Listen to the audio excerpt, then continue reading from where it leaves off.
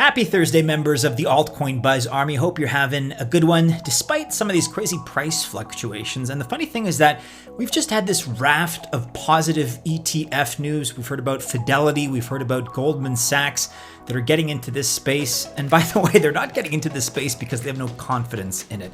They're playing the long game. They're making substantial bets on the future of Bitcoin just by virtue of even just submitting a Bitcoin ETF proposal.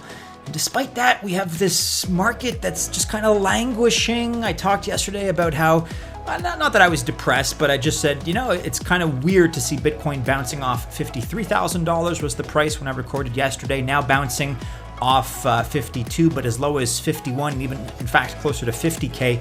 So we're down a little bit today, really, despite all that positive ETF news. You can take a look.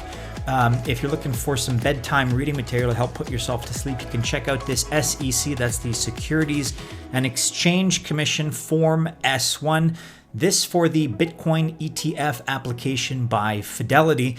There's other good news as well, which just makes this also paradoxical in my opinion. Tyler Winklevoss here alerting us to the fact that Temasek, they're in excess of $300 billion worth and based out of Singapore. They're a wealth fund. They've been stacking Bitcoin purportedly since 2018, so for 3 years. Next up, central banks, says Tyler.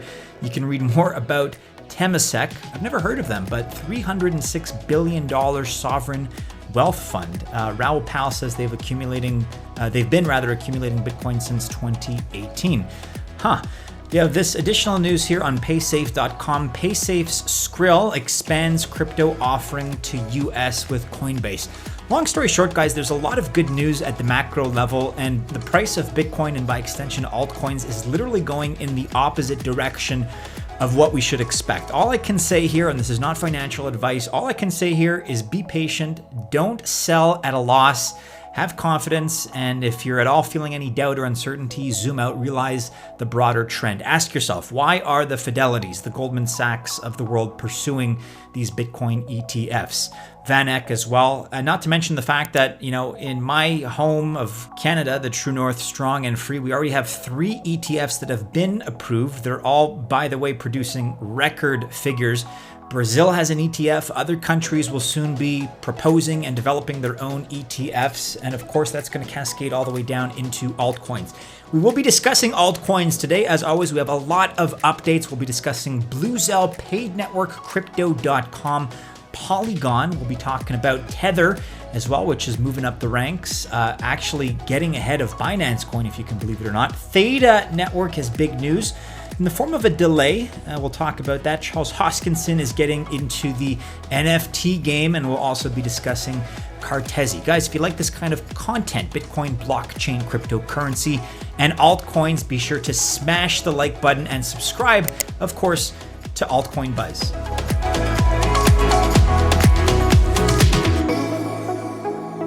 All right, we begin here with Bluzelle. At Bluzelle HQ is the Twitter handle. We are delighted to showcase our Bluzelle NFT collection by collaborating with Ethereum-based NFT marketplace Mintable app. You can read more about it here with the link that's provided. Releasing our first NFT through Mintable named BLZ Becquerel. Mintable, if you haven't heard about it, is a community-centric NFT marketplace that allows purchase, sale, and creation of NFTs. Its high degree of intuitiveness and powerful capabilities of minting any information into NFTs are some of its salient features.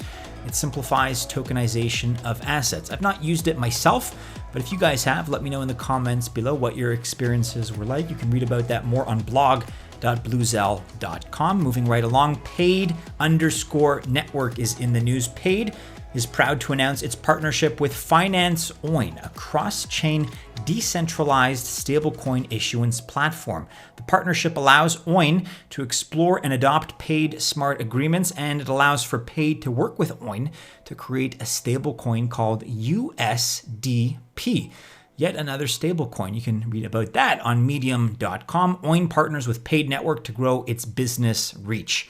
Crypto.com is in the news with a new supercharger event, this time featuring one of our favorites. So at Crypto.com on Twitter, we have enhanced our supercharger event, bigger, better, and longer, 8 times in allocation amount, this time featuring ENJ, that's Enjin. If you've not previously participated in a supercharger, here's how it works. You have to deposit CRO token and farm, in this case, Enjin, with just one click. There's a $2 million allocation. 29th of March 2021 at 1600 UTC is when it begins, and you can use the link to sign up. Now, more information and more details are available here on blog.crypto.com.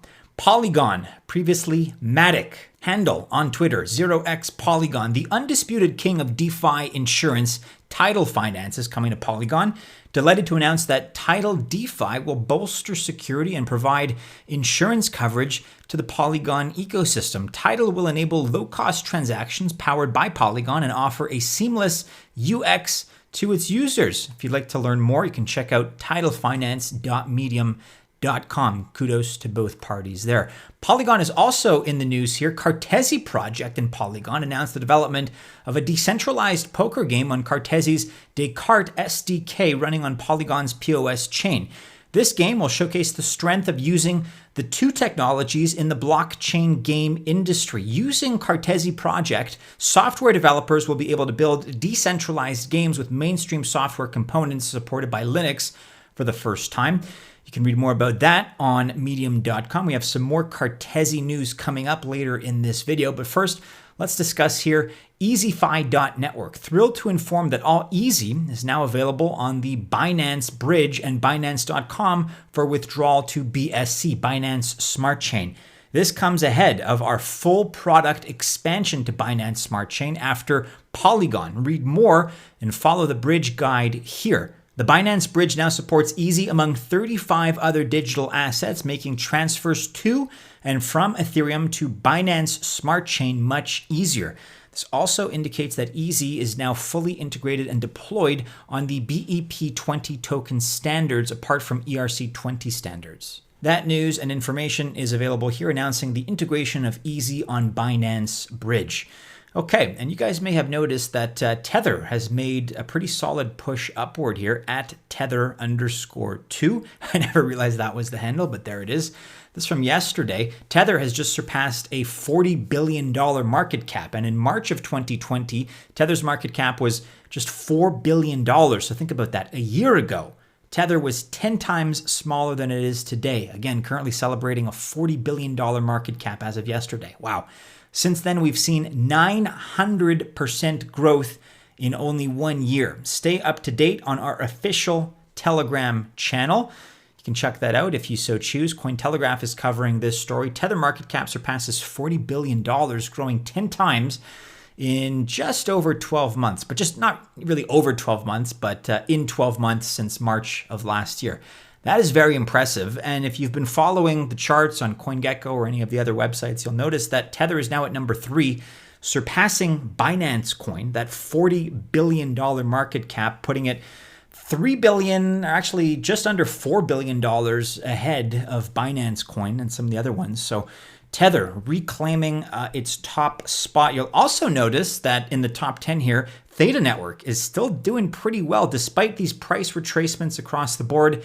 Yeah, right now things are kind of up in the last hour, but things are ugly over the last 24 hours and over the last 7 days. Not so much for Theta Network, up 8.9% even in these last 24 hours, up 66% this last week. Theta currently sitting at number 9, ahead of Litecoin and ahead of Chainlink at just under $13 with a $13 billion market cap. They have this news at Theta_network. Updated Theta Mainnet 3.0 launch schedule. It's been delayed, actually. It's now happening on the 30th of June, 2021. So not really a huge deal, but in case you were tracking this, the Mainnet 3.0 for Theta has been rescheduled. It was supposed to be April 21st, so in just under a month. It's now happening instead on the 30th of June. So they're delaying it by a couple of months, I suppose. You can read more about that here on medium.com if you like. Charles Hoskinson, our buddy Chuck, he's getting into the NFT game, which is not something I thought I'd be reporting on, but you can follow him at IOHK_ Charles. You're telling the CEO of IOHK, founder of Cardano and Ethereum, to use the support email. Just wanted to ask about the Chrome delisting. Charles says, I'm finally selling the legendary tweet. That, by the way, if you're not in on that story, it goes back a couple years, 3 years now, to July of 2018.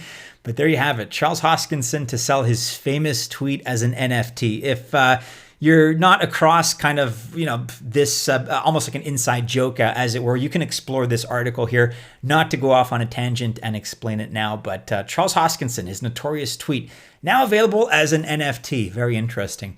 Here's Cartesi, which we're coming back to here. Cartesi Project on Twitter. They're planning to partner, or I should say they are partnering with IOTA. Cartesi will expand DeFi use cases such as AMMs, automated market makers, gaming, NFTs, non-fungible tokens, and oracles on IOTA while strengthening their ability to offer decentralized tech to corporations with smart contracts, CTSI and IOTA. Read more about that here on medium.com. Cartesi partners with IOTA. We've been covering Cartesi more and more, and you can go back and take a look at some of the previous videos to really delve into that coverage. But we love this project, and it's certainly experiencing a lot of positive upward momentum at the moment. Just in case you were doubting DeFi, take it from Elon Musk. Don't DeFi DeFi. I think that's pretty sound advice. So there you have it, guys. That about wraps it up for today. Do be sure you're following us on all the regular social media channels. Keep checking back into Altcoin Buzz for all the latest. Like, subscribe, share, hit the bell to receive notifications if you enjoyed today's video. Best of luck if you do choose to invest, although none of this is financial advice. Stay safe, everybody, and as always, we do hope to see you again soon in our next video. Take care.